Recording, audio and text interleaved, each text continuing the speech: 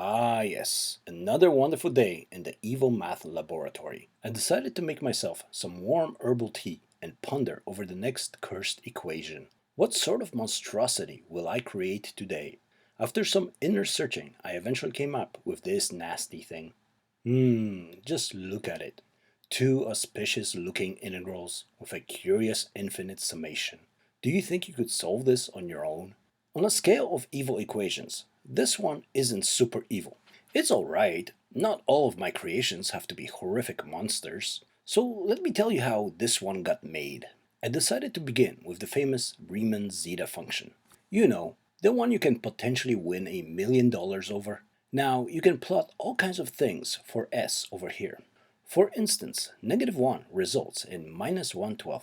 I chose to use 2, which gives us this funky thing. Now, replacing the zeta with the summation, we can see where that 2 comes in. I wanted the pi by itself, so I chose to move the 6, like so, and then square root the whole thing. This was fine, but I thought that 6 was too obvious, so I hid it like so, making this weird looking thing. For my next step, I needed to find some other messy way of creating the number pi. Rummaging through my old notes, I dug up this atrocity. It is a fascinating integral that also results in the number pi. This curious function here, when graphed, creates this particular shape.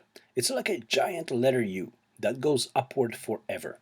And you will notice that when x reaches 1 or -1, our equation shoots up to undefined positive infinity. And everything after that becomes imaginary. Now, what this integral asks us to do is to evaluate the area of the region under this curve, precisely from -1 to +1. What I find fascinating about this shape is that its height is infinite. And you may wonder, how can something have an infinite height and yet a finite area? Indeed, one of those wonderful mysteries of mathematics. I guess it must be magic. For now, all that we need to know is that this area is equal to pi.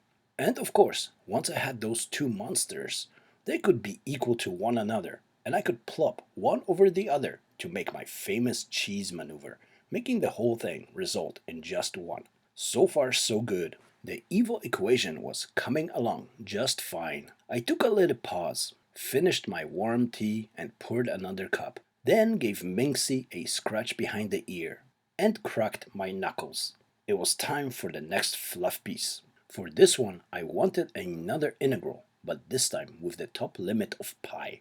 I started with the natural log of x, and that results in this thing. I thought of eliminating this pi by simply putting it back there, but this still left me with this boring -1. And I could have gone with adding this thing to that to get rid of it, but I thought this would look more interesting with the exponential function.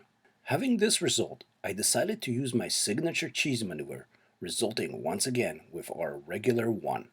So now, our two crazy expressions can be combined like so. And once more, we can put all these terms on one side, giving us, once again, just 1. God, I love the cheese maneuver. And that's kind of how this whole thing was created. Another stupid way of making the number 1. This sure was a neat little bit, but I was curious about one thing. What was the actual result of those two things multiplied by one another? Well, to my surprise, the result is this negative irrational 69.10235 and so on.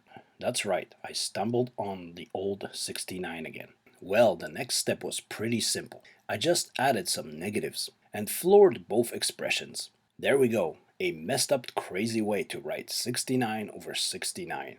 You know, this made me wonder, what kind of magical spell could this create? First, of course, one would need to make a magic circle, like so. Once that is accomplished, the next step would be to assemble the sigil inside the circle, like so. Fascinating. Well, here you go, folks.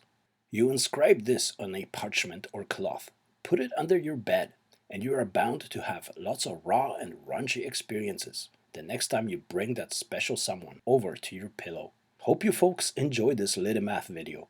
Please share if you liked it, and I do hope to see you all in the next one. And as always, thanks for watching.